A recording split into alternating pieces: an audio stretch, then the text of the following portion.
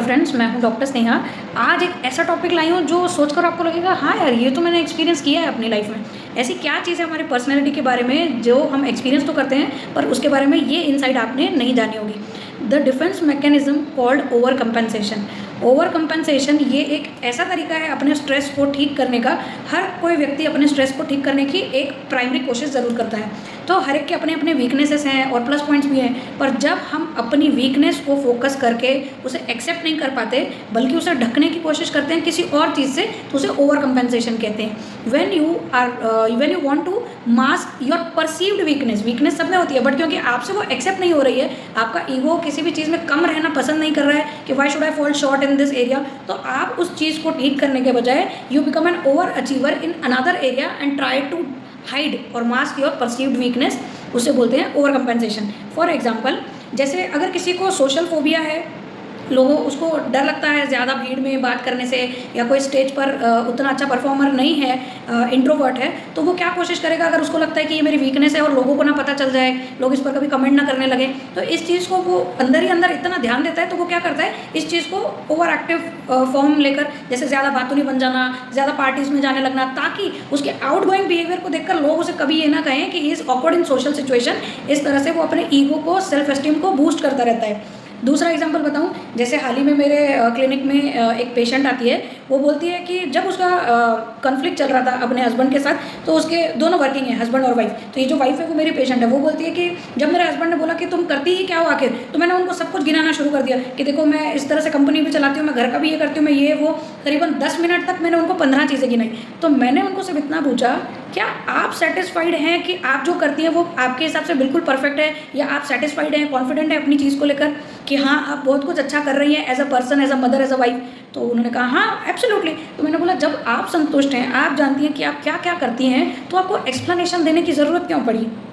And then she realised by her gestures of eyes and smile कि yes I don't knew this before that, कि आप over explanation कब देते हो?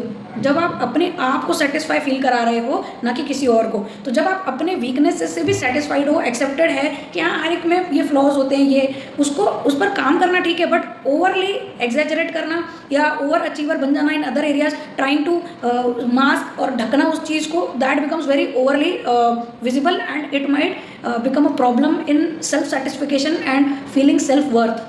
तो इनफैक्ट अपोजिट हो जाता है, आप सेल्फ वर्थ तो नहीं फील कर पाते क्योंकि आप और करते जाते हैं, ओवर अचीवर बनते जाते हैं। तो सेटिस्फिकेशन यहाँ से आता है, सेल्फ एस्टीम यहाँ से आती है। एक और एग्जांपल बताऊंगी, जो मदर्स यूजुअली, जो न्यूली बिकमिंग मदर्स हैं, अगर वो इनसिक्योर हैं कि हम अच्छी माँ हैं या नहीं, तो वो इस फीलिंग को ना फेस करके वो क्या करते हैं, they keep posting more reels with their children, so that ये बताने के लिए कि अरे वो कितनी केयरिंग है, या वो ओवर केयरिंग हो जाती हैं और वो हेलीकॉप्टर पेरेंट की तरह बन जाती हैं। अपने बच्चों के लाइफ के डिसीजंस को कंट्रोल करना, 24 घंटे उन पर निगरानी रखना कि हाँ मैं अच्छी माँ हूँ। जो एज अ पर्सन, जो mother as a person feel करती है कि I need to prove that I am the best, ऐसी वाली उसको अगर लगती है वीकनेस कि मैं बेस्ट नहीं हूँ, तो ये नहीं चलेगा।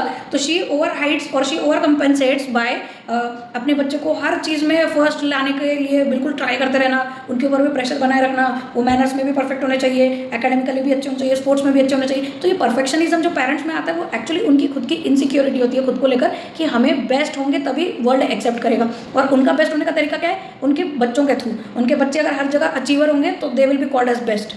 तो इस वजह से क्या होता है, आपकी रियल लाइफ में चैलेंजेस बहुत आते हैं and you are left feeling alone, unsatisfied and non worthy, क्योंकि आप कितना भी अचीव कर ले, still there is another benchmark जो आप अभी तक अचीव नहीं कर पाए हो। सो अगर आप इन चीज़ों से गुजरते हैं, जैसे अगर कोई हस्बैंड इनसिक्योर फील करता है अपने करियर को लेकर या अपने वर्थ को लेकर या अपने कमाने को लेकर, वो ओवर एक्सप्लेनेशन देता रहेगा, अपने अचीवमेंट को ज़्यादा बखारता रहेगा, किसी भी दोस्त को अरे मैंने ये कर दिया, अपनी वाइफ को आज मैंने ये काम कर दिया, वो काम कर दिया, over explanation, over emphasizing on the achievements. जिस बच्चे को सपोज कभी स्विमिंग से या पानी से डर लगा है, तो वो अपनी अब जिद बना लेगा कि मैं बेस्ट स्विमर बन के रहूँगा, ताकि मेरी आइडेंटिटी में ये हमेशा दिखे कि that I am the best swimmer. Best swimmer क्यों दिखाना है उसको? ताकि लोगों को ये ना पता चल जाए कि मुझे कभी पानी से डर हुआ करता था। जब आप अपने फ्लॉज को एक्सेप्ट करेंगे, उन पर वर्क कर पाएंगे, जितनी भी लेवल तक कर पाओ, नो वन सेज कि 100 तक पहुँचो, तो थोड़ा बहुत काम कर पाना, फिर भी एक्सेप्ट करना कि ठीक है this is part and parcel of life, of personality, कि थोड़े फ्लॉज, थोड़े परफेक्शनिज्म, थोड़ी अच्छाइयाँ, थोड़ी बुराइयाँ हर एक में होंगी। ये जब आप एक्सेप्ट करते हो, then you feel self worth, then you feel self esteem. तो ओवर कंपेंसेशन से हम क्या करते हैं, अपने ईगो को ये कभी बुरा नहीं फील होने देते दैट वी लैक या हम कम पढ़ते हैं किसी चीज़ में, तो उस वजह से हम क्या करते हैं दूसरी चीज़ों में। अब जैसे फॉर एग्जांपल पीपल प्लीजर क्यों बनते हैं? पीपल प्लीजर यानी वो जो हर बात में हाँ बोल रहा है, जिसे ना बोलना आता ही नहीं है, तो उसको समाज वाले क्या बोलेंगे, अरे यार कितना अच्छा बंदा है, कितनी अच्छी लड़की है, हर चीज़ में मॉडिफाई हो जाती है हर सिचुएशन में। लेकिन अंदर से वो बंदा या वो पर्सन अपने आप में हैप्पी या सेटिस्फाइड नहीं फील करता। क्यों? क्योंकि आपकी भी पर्सनल नीड्स हैं जहाँ आप हाँ बोल पाओ और ना बोल पाओ, पर क्योंकि आपने दूसरों की नीड को पहले रखा है to become acceptable by social norms, तो आप क्या करते हैं उनके हिसाब से ढलते हैं। आप उनके हिसाब से ढल रहे हैं तो वही खुश होंगे, आप तो नहीं होंगे। तो उस हिसाब से क्यों पीपल प्लीजर बनते हैं हम, क्यों परफेक्शनिज्म में जाते हैं, या क्यों ओवर अचीवर एम्बिशियस बन जाते हैं। हम लोग हाइट्स तो रीच कर लेते हैं बट यहाँ बेस में प्यार, सेल्फ वर्थ, कॉन्फिडेंस नहीं होता है। तो अगर आप इस डिफेंस मैकेनिज्म को कभी यूज़ किए हैं तो आपको समझ रहा होगा what I am saying. Over compensation कोई बुरी चीज़ नहीं है, बट स्ट्रेस से जूझने का एक तरीका है, बट उससे भी एक बेटर तरीका है टू एक्सेप्ट योर फ्लॉज।